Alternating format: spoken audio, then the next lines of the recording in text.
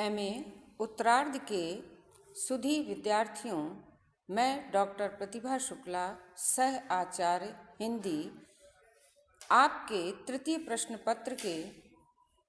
पत्र में निर्धारित इकाई पद अथवा रूप विज्ञान की चर्चा कर रही हूँ। आज मैं आपको पद अर्थात रूप के प्रमुख प्रकार या विभागों की बात करूँगी। जैसा कि आप लोग जानते हैं, अर्थ तत्व अर्थात मूल शब्द में संबंध तत्व को जोड़कर ही पद बनाए जाते हैं और उन्हीं पदों को वाक्य में प्रयुक्त करके हम उनसे भिन्न भिन्न अर्थों को अभिव्यक्त करते हैं या कह सकते हैं कि हम एक सार्थक वाक्य की संरचना करने में समर्थ होते हैं।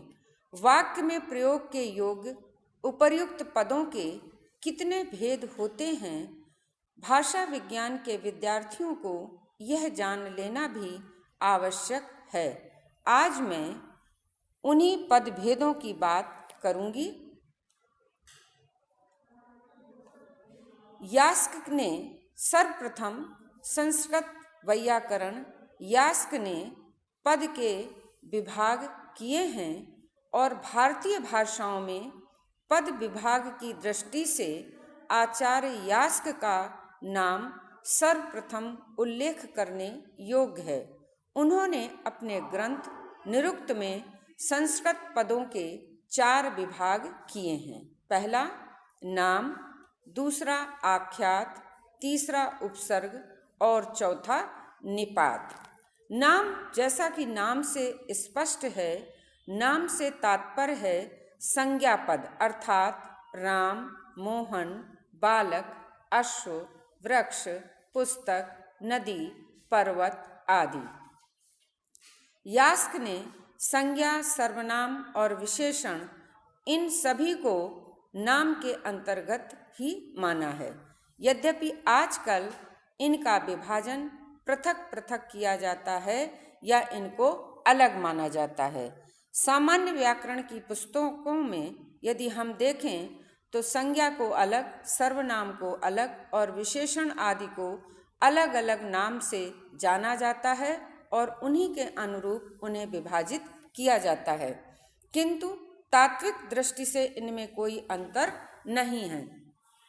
नाम से ही सर्वनाम शब्द निष्पन्न हुआ है, जिसका अर्थ है सबके लिए प्रयोग हो सकना या जिसका सबके लिए प्रयोग हो सकता हो।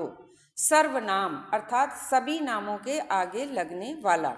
वस्तुतः सर्वनाम शब्द यह, वह, मैं, तू आदि हैं और ऐसे में मैं का प्रयोग मैं, आप और वह सभी कर सकते हैं। इस प्रकार व्यक्ति विशेष या वस्तु विशेष का नाम है, नाम संज्ञा है तथा व्यक्ति सामान्य या सर्वनाम है। अतः सर्वनाम को संज्ञा से भिन्न मानना उचित नहीं है। इसी प्रकार विशेषण को भी नाम से भिन्न नहीं मानना चाहिए, क्योंकि हम ये जानते हैं कि वस्तुओं की विशेषता बतलाने वाले रूप को विशेषण कहा जाता है, जब विशेषण केवल संज्ञा की ही विशेषता नहीं अपितु अनेक बार उन संज्ञा रूप में भी प्रयोग होता है तथा संज्ञा और सर्वनाम दोनों शब्दों की विशेषता को अभिव्यंजित करता है, तो संज्ञा पद से विशेषण पद और विशेषण पद से संज्ञा पद तो प्रायः बनाए ही जाते हैं। जैसे धर्म से धार्मिक, समाज से सामाजिक आदि विशेषण पद संज्ञा से ही बने हैं। इसी प्रकार सुंदर से सौंदर्य या सुंदरता, नीरव से नीरवता, धीर से धीरता आदि विशेषण भी संज्ञा बनाने के उदाहरण हैं। संक्षेप में विशेषण भी संज्ञा या नाम ही हैं, उससे भिन्न नहीं है। इस प्रकार यास्ककृत पदों का प्रथम विभाग का नाम या प्रथम प्रकार नाम है, जो महत्व की दृष्टि से पदों में सर्वप्रथम स्थान में आता है या उसे सर्वप्रथम स्थान दिया जाता है।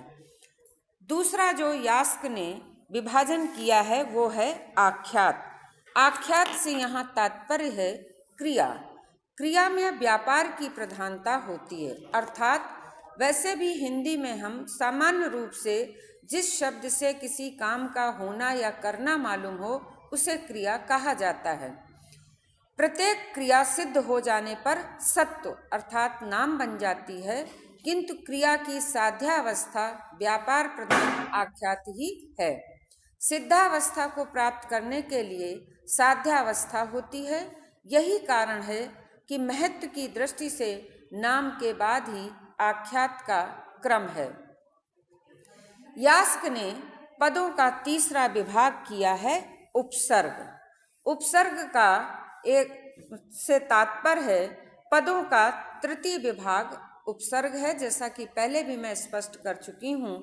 प्र, परा, अप, सम, अनु, अव, निस, निर, दुस, दुर, वि, आंग, नी, अधि, अपि, अति, सु, उत, अभि, प्रति, परि, उप, ये 22 उपसर्ग नाम तथा आख्यात के साथ जुड़कर उनके अर्थों में एक विशेषता उत्पन्न करते हैं और वही उनका अपना अर्थ भी होता है,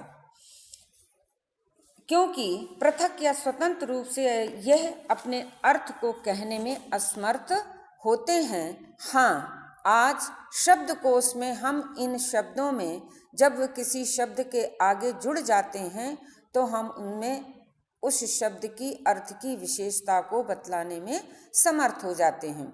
वस्तुतः नाम या आख्यात के अर्थ में इनके जुड़ने से जो विशेषता आ जाती है वही ही इनका अपना अर्थ होता है।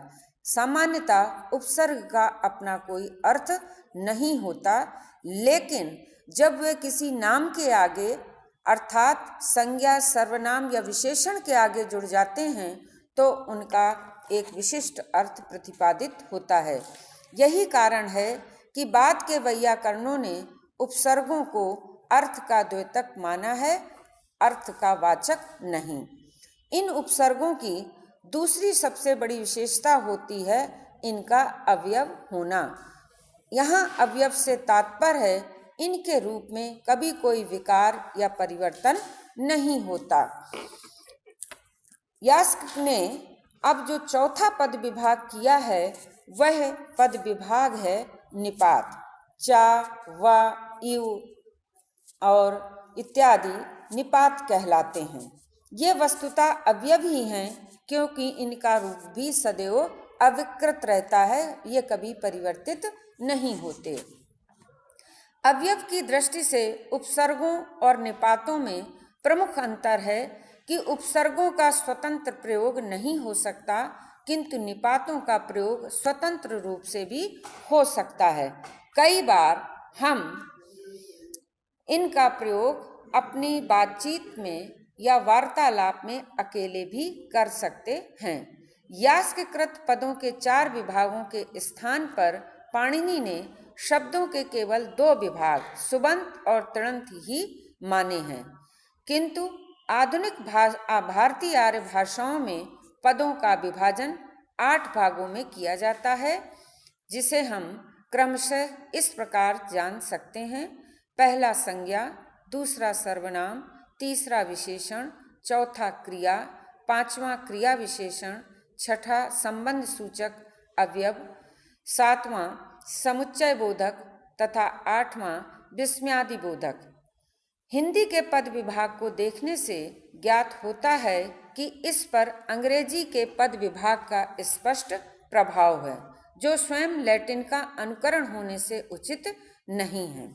वस्तुतः यास्ककृत पद विभाग ही हिंदी के लिए भी अनुकरणीय है और हिंदी को यही पदभेद अपनाने भी चाहिए।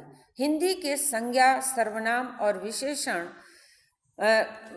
नाम के साथ नाम वर्ग में तथा हिंदी के क्रिया विशेषण अब, तब, कब, यहाँ, वहाँ, कहाँ आदि, संबंध सूचक ने, को, से, के लिए, मैं आदि, समुच्चय बोधक अथवा, और, वा आदि, विस्मयादि बोधक आ, ओ, वा, छी आदि यास के निपात अर्थात अवयव वर्ग के अंत में अंतर ही आ जाते हैं। इन्हें पृथक पृथक मानना ना तो व्यावहारिक ही है और न सुविधाजनक। प्रिय विद्यार्थियों, इस तरह हमने जाना कि हमारे पदों के 4 विभाग हैं और उनके नाम हैं क्रमशः नाम अर्थात संज्ञा, सर्वनाम और विशेषण, आख्यात अर्थात क्रिया, तीसरा उपसर्ग और चौथा निपात। इन्हीं आधारों पर हम पद के प्रमुख विभाग मानते हैं। प्राचीन में ये 4 हैं, नाम, आख्यात, उपसर्ग और निपात, जबकि आज की जो भाषा का जो भाषिक स्वरूप है, संरचना है, उसमें अंग्रेजी से प्रभावित 8 भाग माने जाते हैं, जिन्हें मैंने क्रमशः आपको स्पष्ट किया है। धन्यवाद।